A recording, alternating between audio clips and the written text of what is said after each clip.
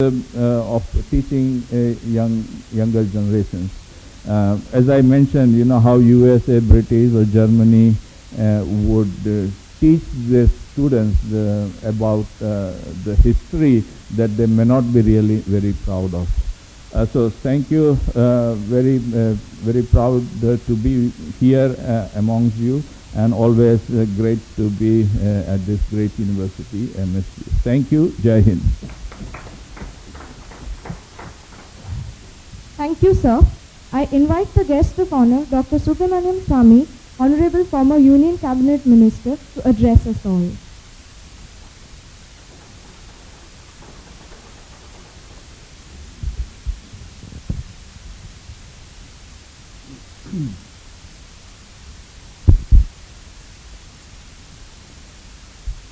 As a Tamil, my Hindi should be worse, but I'll still speak in Hindi.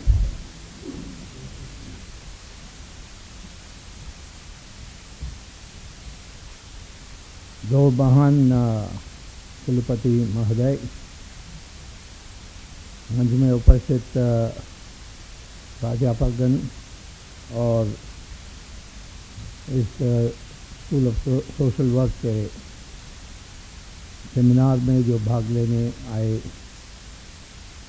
आदरणीय मित्रों, गुजरात में इतिहास में, अपने देश के इतिहास में 1947 के बाद शक्तिशाली नेताओं को पैदा किया है। पहले सरदार पटेल,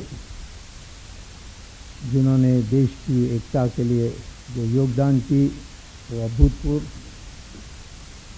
उसके बाद मोरारजी देसाई, जिन्होंने इमरजेंसी के विरुद्ध में संघर्ष छेड़ा था और पहला जनता पार्टी की सरकार बनाई। और तीसरा अब उभर के आए हुए नरेंद्र मोदी। ना सरदार पटेल को ना मोरारजी देसाई को पूर्ण मौका मिला था। सरदार पटेल भी 47 में डिप्टी प्राइम मिनिस्टर बने, परंतु 1950 में उनको स्वर्गवास होना पड़ा। मोरारजी देसाई की सरकार को गिराई गई, 2.5 साल ही थे। अब मैं चाहता हूं कि लंबे तौर के लिए नरेंद्र मोदी प्रधानमंत्री बने इस देश के लिए। सरदार पटेल के संबंध में 3 विषयों पर मैं प्रकाश थोड़ा डालने चाहता हूं। पहले सबने कहा, उसको मैं थोड़ा जोड़कर बोलूंगा। उन्होंने क्या किया जो अभूतपूर्व है। दूसरा है कि क्या यही काम उनके उस समय जो सहयोगी थे या उनके साथ थे वो कर सकते थे यदि उनको भी सरदार पटेल की जगह में होने के लिए मौका मिलता। और तीसरा कि क्या वो विशेष गुण थी सरदार पटेल में जिस कारण से उन्होंने इस देश के लिए इतनी बड़ी सेवा की। भगवत गीता में कृष्ण भगवान कहते हैं, यदा यदा ही धर्मस्य ग्लानिर्भवति भारत।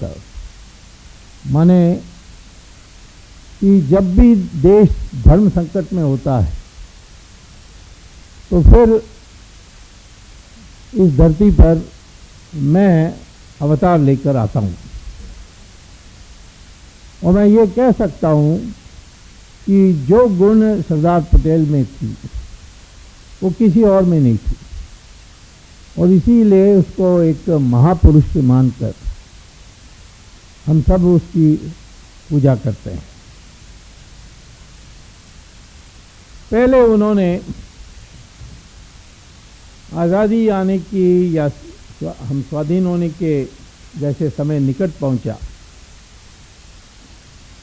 उन्होंने जो अंग्रेजों ने अपने देश में फूट का बीज बोया, उसको जैसे घास, अपने वाइस चांसलर ने अभी कहा कि घास को उखाड़ के फेंकने जैसे उन्होंने किया।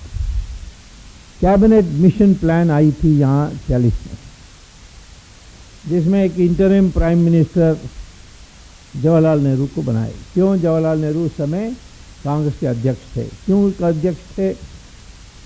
क्योंकि महात्मा गांधी ने चाहा कि वो प्रधानमंत्री बने।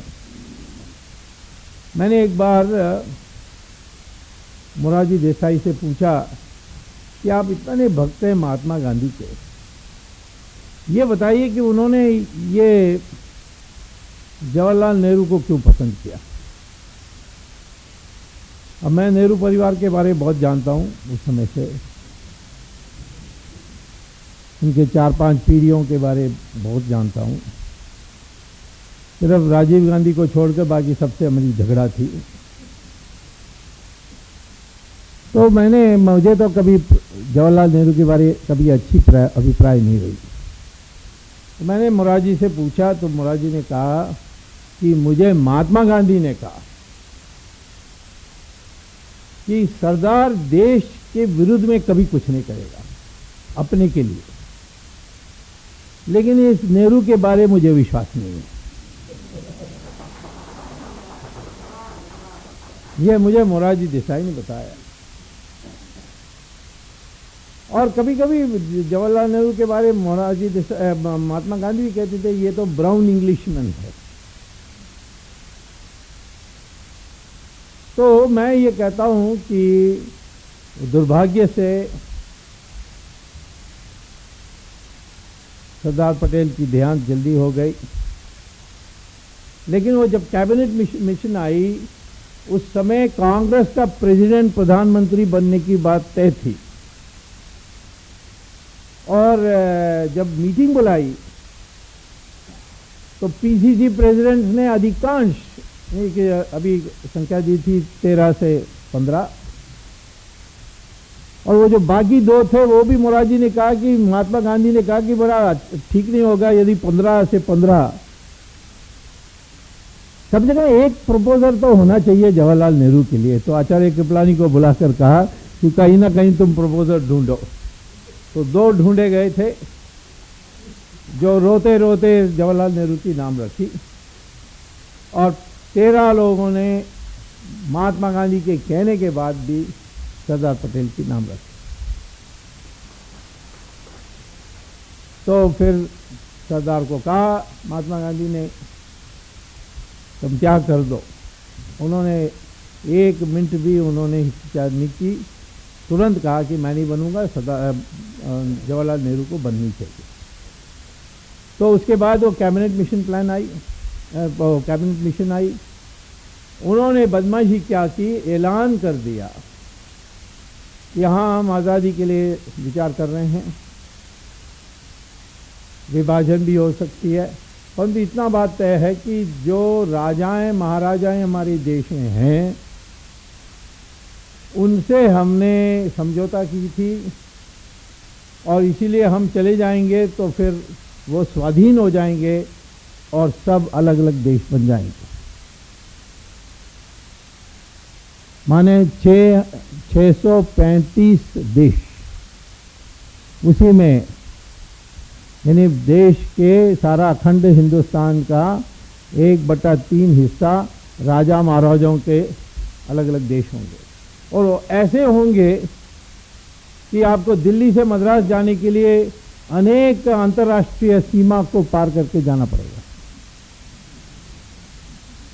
मैप में देखोगे तो ये इसको कहते हैं, क्या कहते हैं, एक जिग्सा पजल जैसा, यानी अलग अलग देश का अलग अलग रंग देंगे तो आपको हैरान हो जाएंगे कि क्या हमारी देश की रूपरेखा होती।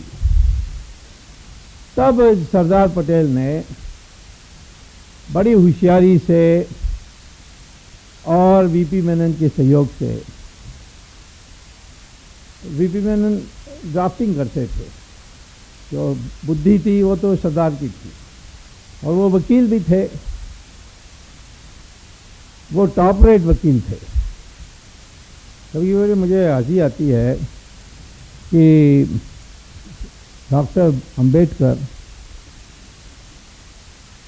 दलित वर्ग से आए, कोलंबिया यूनिवर्सिटी 1916 में गए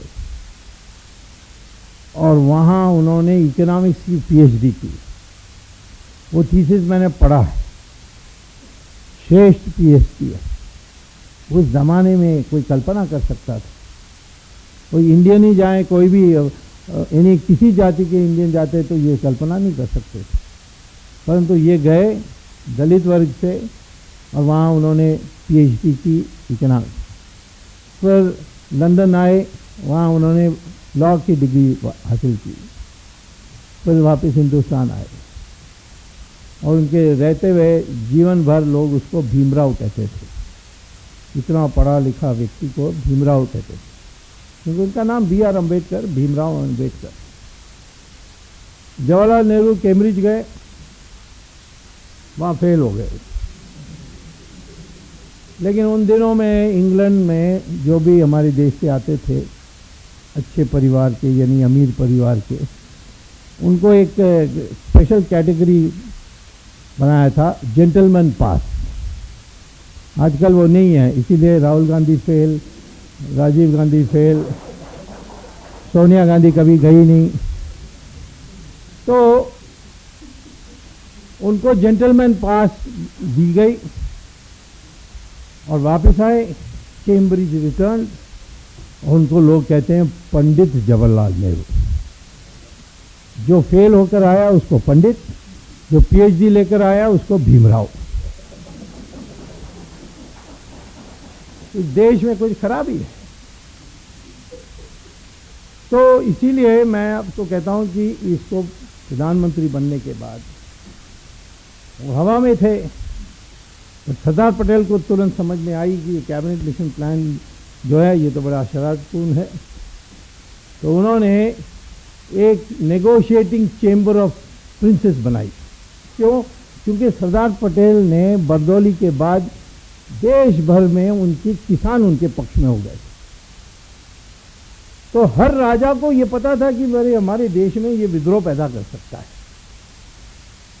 तो इसीलिए राजाओं ने नेगोशिएटिंग टीम उनके कहने पर बना दी और फिर इन्होंने उनसे कहा, बीपी मेनन के जरिए तैयार किया कि एक इंस्ट्रूमेंट ऑफ एक्सेशन तैयार की जाएगी कि कोई भी राजा उस पर दस्तखत करेगा वो उसमें हिंदुस्तान की हिस्सा बनेगा या पाकिस्तान की हिस्सा बनेगा, या वो अलग रहने चाहता वो भी अलग रह सकता। तो वो इंस्ट्रूमेंट ऑफ एक्सेशन नहीं होती तो ये देश में ये जो राजा महाराजाओं की जोड़ने की बात नहीं होती। तो ये राजा महाराजाओं को ये उन्होंने मान ली, और इसीलिए मान ली क्योंकि उन्होंने सोचा हमारे पास तीसरी भी विकल्प है कि हम नहीं जुड़ेंगे तो नहीं जुड़ेंगे, और ये तो करना ही पड़ेगा क्योंकि सरदार पटेल ने तो हमारे लिए प्रॉब्लम क्रिएट करेगा। तो एक तरफ सरदार पटेल महान वकील और दूसरे तरफ जिसको डंडा मारना है और डंडा मारने के लिए तैयार। तो ये इंस्ट्रूमेंट एक्सेशन आने के बाद फिर सरदार पटेल ने नेगोशिएशन शुरू की। हमारे हिंदू धर्म में कहा जाता है साम दाम भेद दंड। किसी को साम, किसी को दाम, किसी को भेद पैदा करना, दंड। अलग अलग राजाओं को देखकर उन्होंने कहा, किसी को ऐश और आराम करने के लिए थी उसके लिए व्यवस्था कर दी, किसी को बड़ी पगड़ी पहनने की आशा थी उसके लिए भी परमिशन दे दी, किसी ने अकड़ा तो अच्छा कहा ठीक है मैं तुम्हें देखता हूँ।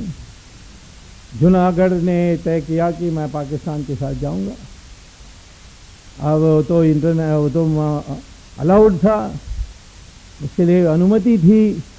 इंस्ट्रूमेंट एक्सेशन में उसने तय किया मैं पाकिस्तान को जाऊंगा। तो सरदार पटेल ने क्या किया, इसकी चरित्र जानता था ये राजा, ये नवाब का। अगल बगल जो थे राज्य वो सब हिंदुस्तान के कपूरथला के यानी काठियावाड़ के सारे विलय हो गए थे।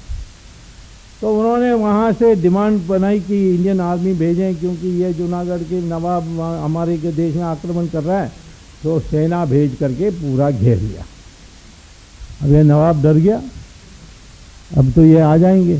तो नवाब ने अपना बिस्तर बोरी बांध करके, उसके पास 250 कुत्ते थे, उसको भी लेकर पाकिस्तान चले गया। और ये हिंदुस्तान की वहाँ जो हिंदू जनता थी वो बहुमत में थी, उन्होंने स्वागत किया, आर्मी आया और तुरंत उन्होंने एक रेफरेंडम किया और उसके बाद उसने विलय कर दिया, कोई कुछ बोल नहीं सकता। इसी प्रकार से हैदराबाद, उसने नहीं कहा कि मैं पाकिस्तान जाऊंगा, उसने कहा मैं किसी के साथ नहीं जाऊंगा, अभी मैं विचार करूंगा। उसके लिए भी यही ट्रीटमेंट किया कि ये रजाकर हिंदुओं को मार रहे हैं, तो इसीलिए हम सेना को घेर के रखेंगे।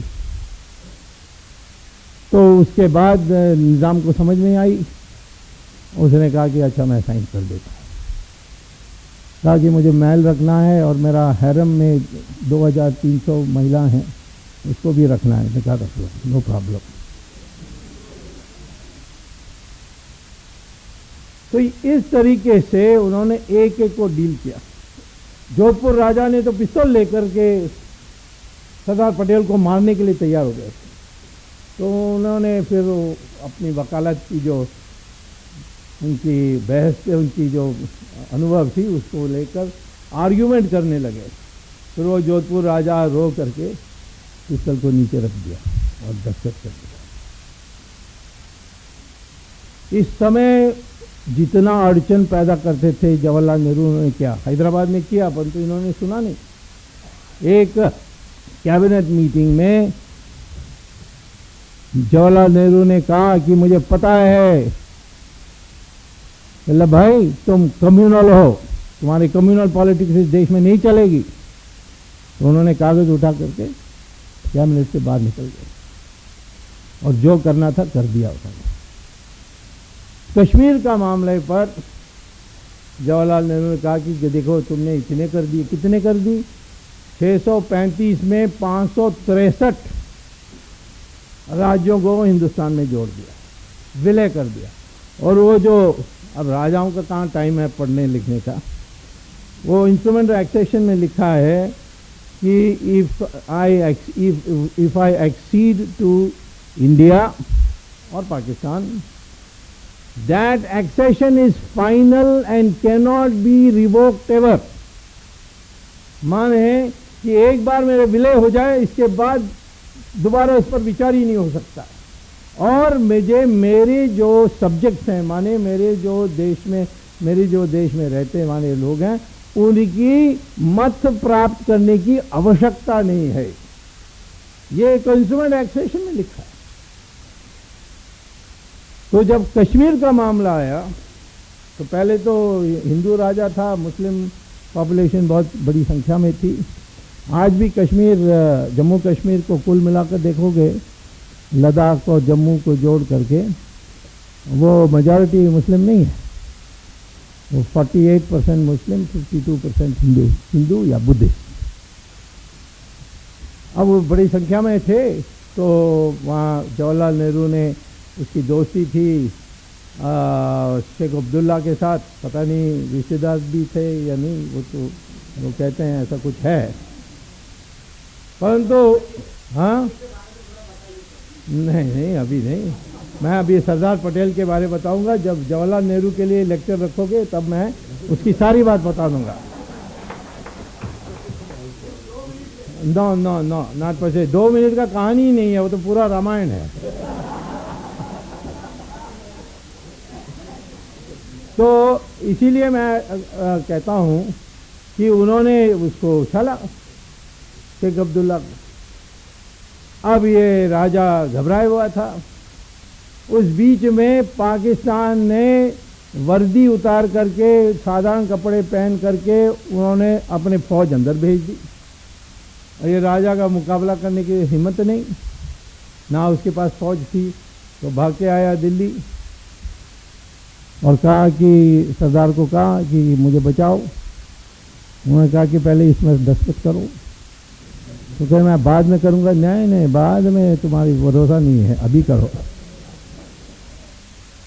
नहीं तो मैं क्यों भेजूं। और दस्तखत किया राजा ने।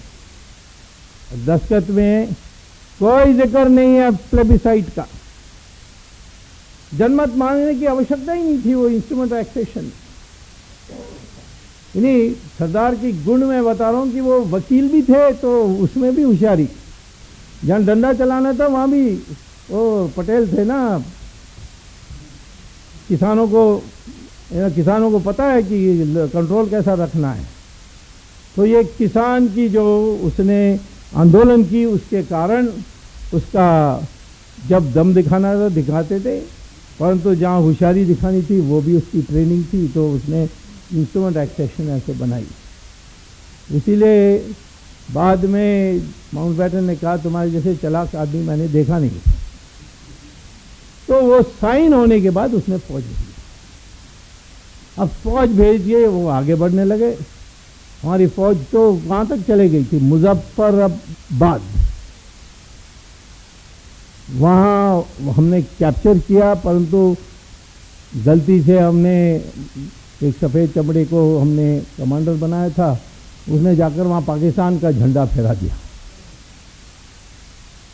जानबूझकर।